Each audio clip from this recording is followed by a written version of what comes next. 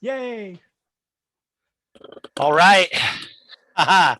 Hey, so as always, I am on location. I'm actually on a little family getaway, and I am here. We're doing our Friday financial wrap up with Michael Zuber. We're doing a special edition on Saturday. How are you, Michael? I'm doing very well, man. And just so everybody knows, we know Ty is a little bit dark, but it's okay because we're not looking at Ty. We're looking at the pool and the ocean behind him. That's all I'm staring at. I'm going, damn it, I want to go. Oh man, it's so good. So no, so let's talk about taking time off and decompressing. I know we've talked a lot about everybody's been locked up for the last year, and let's talk about Mhm. decompressing. What kind of stuff are you doing, you and your family, and what are your thoughts there? Yeah. A couple of things I want to say on this. First and foremost, when I was climbing this hill of financial freedom, doing the day job, I was always the good little soldier moving forward, not really enjoying life. And some of my greatest regrets, it actually is my greatest regret. And I think I did a video on this weeks ago, was I didn't take time to celebrate and to create memories with my family. I mean, my daughter now is almost 30. And to think that I was working so hard for so long so she could have a great life, but I don't have some of those memories, right? So if I had a time clock, one of the biggest things I would do would be to go back and have more family vacations, go take those long weekends. And sometimes maybe it just would have been Olivia and I, right? Go make sure we are still connecting and doing all of those things. But yeah, you've got to take time. That is a big thing for me. I've shared with everyone. I was stepping up to do something I'd never done before. Going on a first class, all inclusive, high end vacation. Unfortunately, it was canceled because the airline of choice decided to stop flying there. So I need to regroup. I need to find something to go do. And for us, given our flexibility, it may not be one, $20,000 vacation. It may be 3, 4 littler vacations. They maybe get in a car and drive down and sit on the Pacific Ocean somewhere. So I really believe if you're starting your journey, you've got to celebrate. You've got to create those memories. Don't lose that time with your children, your wife, your husband, whatever it is. But also, once you're here, don't forget that no matter how much money you have, you only got so much time. So go create some memories. So I want to congratulate you, Ty, for doing this. I'm so happy we're doing this. I'm staring at that back road, going, I need to go. I need to go. I need to go. Yeah, and it's beautiful too. Something you said about celebrating is you also have said, like, hey, don't go buy some crazy vacation rental. Like, just go and rent it for a week or rent Yeah. it for a weekend or whatever. Same thing with a car. If you're going to go and celebrate, you don't have to go crazy and make a life commitment to it. So that's always been good advice. Yeah. No, you're so right. I mean, there's so many people out there that always talk about, I mean, for me, it's always the boat, right? I want a boat. I want a boat. I want a boat. Well, every person I ever known that owned a boat said there were two great days, the day they bought it and the day they sold it. And, instead, if you can buy a boat here that you'll rarely use, again, given others' experience, why don't you rent one that's up here for like a long weekend or a 10-day lake, whatever? Yeah, it's great advice. Control that. Don't sign yourself up for another freaking payment. We don't need to be doing that, folks. So spot on. I love it. I love it. So I want to talk about next week. I know the Fed's meeting. There's a lot of earnings. What are you seeing going on for next week? Wow, you're definitely paying attention. That's awesome. Next week's going to be one of those weeks that there's going to be a lot of cross currents because you people always kind of like buy on the rumor, sell on the news. Next week's going to have a lot of news. We have basically 30% of the S&P 500 reporting, which is 500 S&P companies, all the big name tech, including Tesla, Facebook, Apple, Microsoft, Google, all of those folks. We got Caterpillar and Boeing and McDonald's and Starbucks, and the list goes on and on and on and on.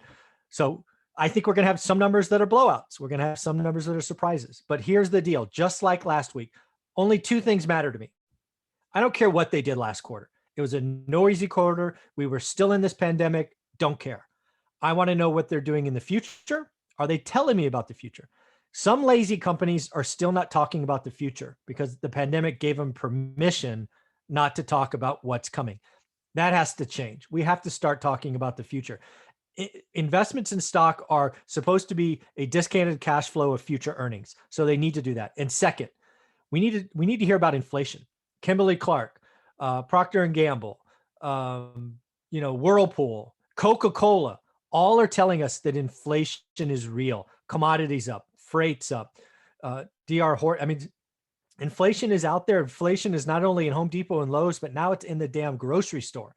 Diapers, food, all of these things are going up. So we need to hear more about inflation and which companies are going to raise prices. Procter and Gamble raising prices 12%, Coca-Cola 6 or 7%. This stuff is going to hit our pocketbooks. And I want to talk about this because, again, as this gains steam, interest rates will change. Interesting. And what, just in the last week, what have you seen the 10-year, and how are you 10 seeing years, the 10 years behaving really oddly. It's actually down. I did an emergency call, not this last Friday, but the week before, saying, guys, pay attention. It's actually down. I got Matt, the mortgage guy, on for an impromptu call saying, hey, lock in. We'll see. I mean, what I think is happening is I think the Fed is in the treasury market buying it. They're just not telling us. But there is a Fed meeting next week, and they will tell us then, oh, by the way, we've been in the market. We're buying treasuries. We bought 100 million, 10 years or whatever it is. We'll see. I think Operation Twist is in force, but we should know more next week. They meet Tuesday and Wednesday, so we would hear Wednesday afternoon. Looking forward to it. As always, if you're not following Michael on his financial daily news on YouTube, it's the best thing out there. I don't even watch the news. I don't read the Wall Street Journal. Every now and then I touch in, but I really pay attention to your financial news. So thank you for that, Michael. I want to go to the next topic on investor mania, single family homes. Tell us about that. Yeah, I had a wonderful interview with the, what is his title? The principal and director of research at John Burns Real Estate Consulting.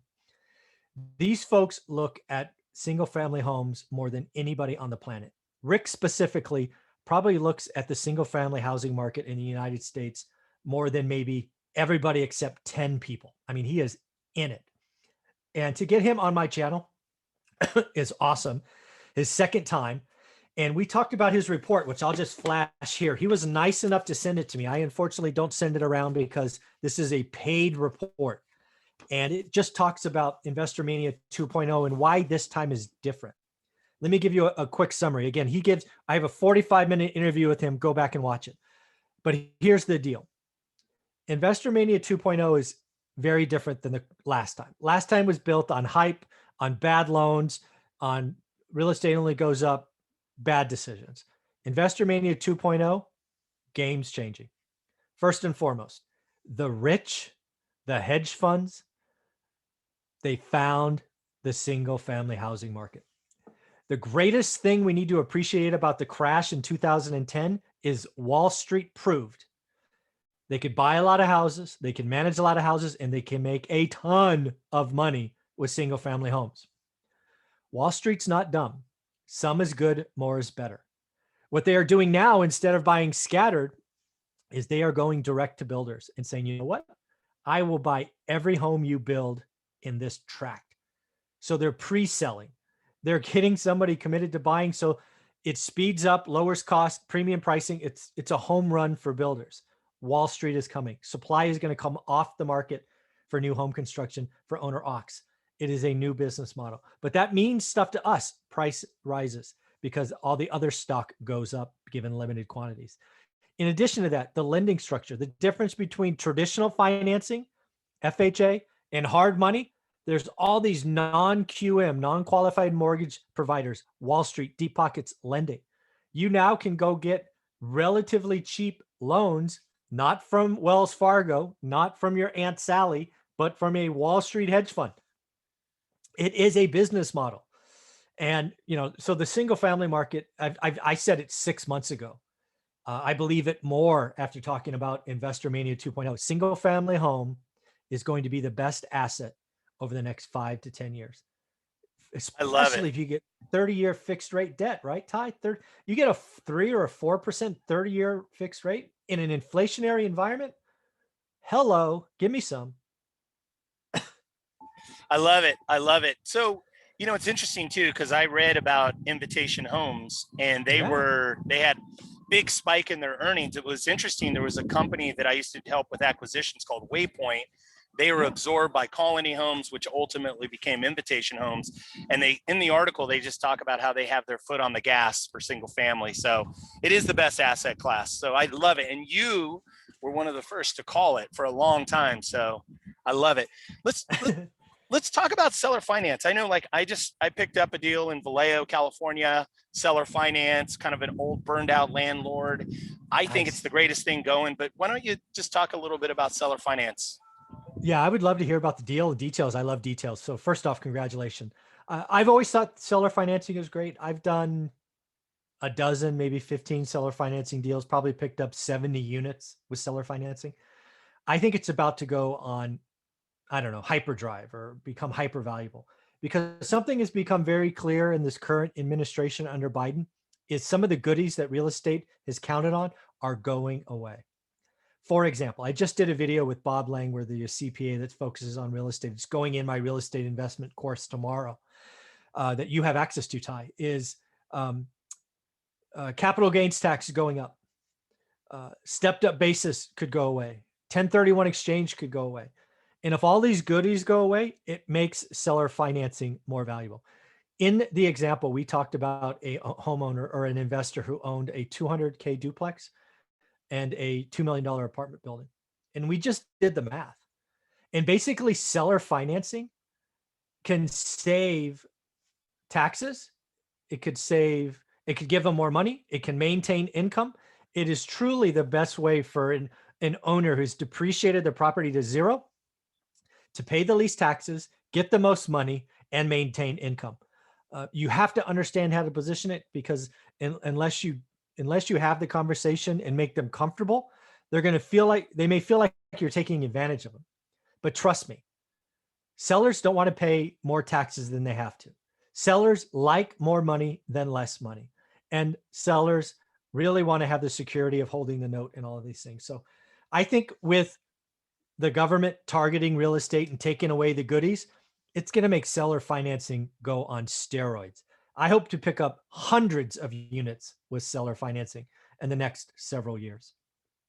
Yeah, I agree. I agree. And I think it's interesting too, because with baby boomers, you have where they're aging and they're tired of landlording, but they still want the income. Yeah. And so, like, the deal that I just acquired, it's roughly in the low 200s. It rents for $1,600 a month.